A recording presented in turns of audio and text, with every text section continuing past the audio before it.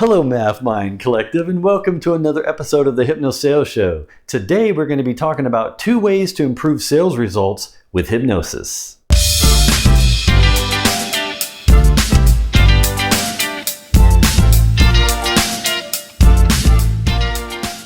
So over the years, I have been combining hypnosis with my sales practice, and that's what this whole channel is about, and this podcast is about, is really sharing with you everything I know about hypnosales, what I call hypnosales, which is the combination of the 2 things, applying hypnotic principles and hypnotic language and hypnosis in general towards becoming better in your customer-facing role. So if you're in a customer-facing role and you're dealing with different prospects or clients, the better you are at persuading them and helping them and guiding them and helping them to have the best experience ever, the more likely they'll be loyal to you and they'll work with you and you'll establish a good relationship with them for life. And you'll be able to work with them no matter where you work, no matter what product you sell or what you want to help them with.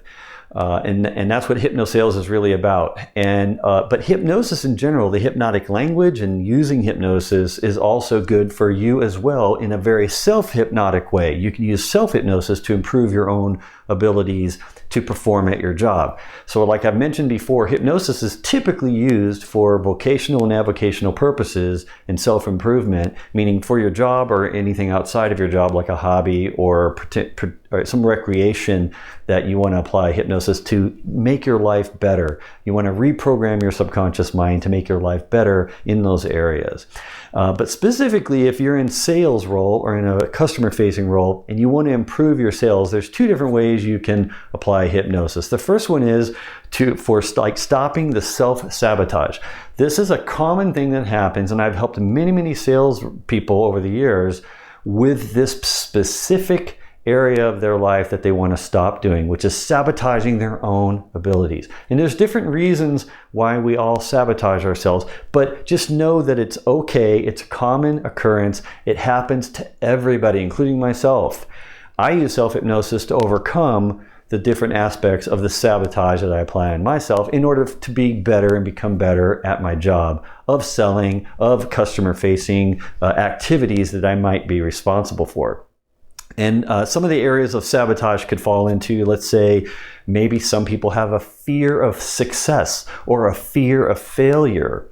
Like for whatever reason, in the past, something happened and now they're afraid to fail. So they won't take the risk, they won't take the chances that they may need to in their sales job or their customer-facing job because they're afraid that they're going to fail. And the reality is, if you're going to get good at sales, you need to take risks. You need to put yourself out there. You need to get on the phone. You need to fail early and often, we would say. Fail early and often so you can learn from the failure and get better at it.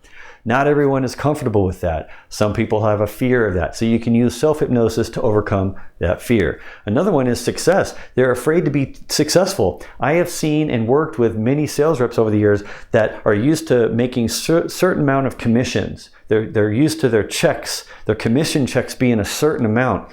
And when they discover this one opportunity with a client that can maybe be double, triple, or quadruple or more of what they normally make, they start sabotaging themselves because they don't feel they're just afraid that to make that much money, basically. I don't deserve it. I don't think I can do it. That's too much money. And then they'll sabotage. Now, consciously, they're like, yes, I want that extra money. I want that big check.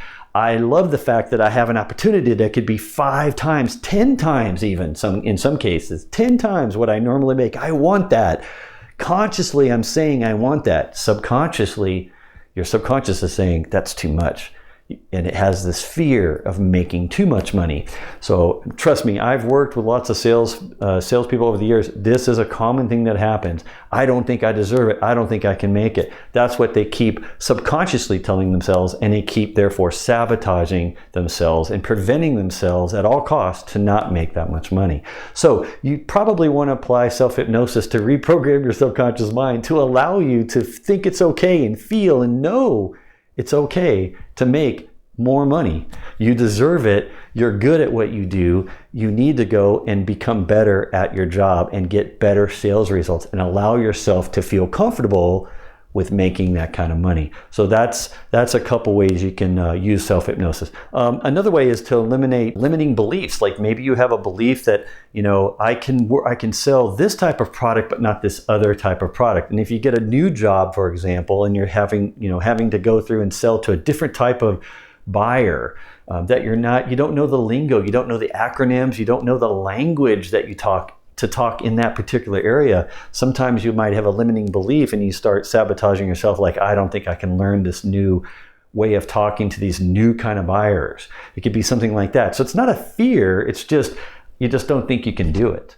And you start giving into that limiting belief, and that starts to sabotage your conscious effort to try to do it. Because consciously you want to work with that client, you want to be good at your job, this new job you have with this new type of buyer, but subconsciously, that you're not aware of, your subconscious is saying, I don't think I can do it. I don't think I'm able to do it. I don't think I have the capacity or the skill to do it. That's what subconsciously you might be saying without being aware of it. So you can use self-hypnosis to potentially eliminate that limiting belief. And then finally, you can use self-hypnosis to motivate yourself. Because if you're like me, most of the time you have to just get in the mood. You got to get in the groove. You got to just push yourself to get going. But until you do that, you're just like, I don't want to do it today. I don't want to get on the phone. I don't want to make these calls. I just don't want to do it. And you sabotage yourself because you're not motivated. So you can use self-hypnosis to reprogram your subconscious mind to be motivated and be excited and want to go do it and get passionate about it again. And really, I'm going to get on the call and I'm going to get with all these different prospects and I'm going to find one in this account. I'm going to get in and penetrate this account. I'm going to find someone because they need my product. And you can motivate yourself to just get in there and do the job as best you can. So you can improve all of these aspects of yourself in your subconscious to basically stop sabotaging all these efforts, which is constantly happening to us in our customer-facing role. The other thing you can use it for is the actual hypnotic language. So the more you know about hypnotic language, you can apply the hypnotic language in your communication with your prospects and your clients. And that's what this whole channel that I've made here and all these podcasts that I've been publishing is really lessons in. Most of the time, I'm sharing these different secrets or different ways of applying hypnotic language in our customer-facing activities. So to persuade the customer, to entice them to think about something different, to steer them and guide them and make sure they have a wonderful, comfortable experience working with you and with me. We want them to always refer to us and come back and at the end say, you helped me to make a great decision, you made sure that I took the right path, you were patient with me, but you made sure that I was decisive when I needed to be, and you're now supporting me, and I appreciate you guiding me this whole time. I could not have done it without you. You want the clients and prospects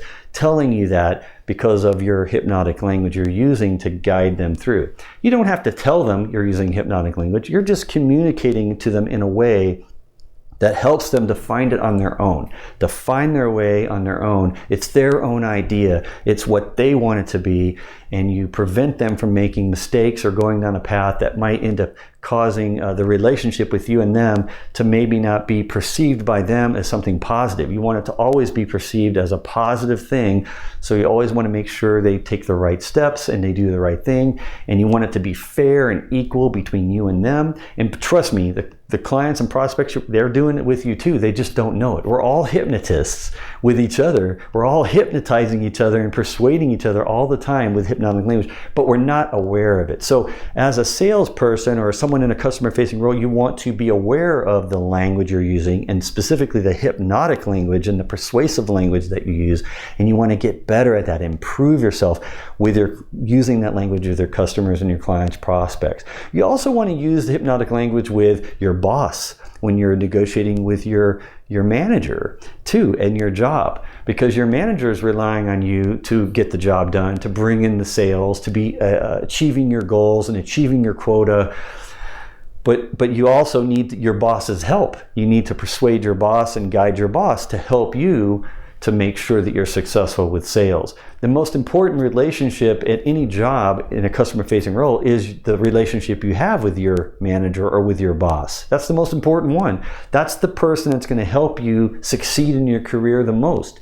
You need to be able to listen to their coaching, but you also need to be able to guide them and help them understand what you need and allow them to help you be successful. So you might want to use persuasive or hypnotic language with them as well. And of course, you want to do it with your team and your peers, because typically, if you're like me, you're in a job where it's very it's a very team-oriented work. You're always working together, sharing knowledge and working together to help each other achieve your goals together as a team. Those are some of the best jobs I think you could ever have in a customer-facing role, is with a team and a whole teamwork type orientation.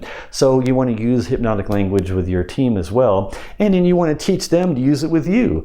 And you can be open about it and just share and just help each other to guide each other and feel comfortable in your job.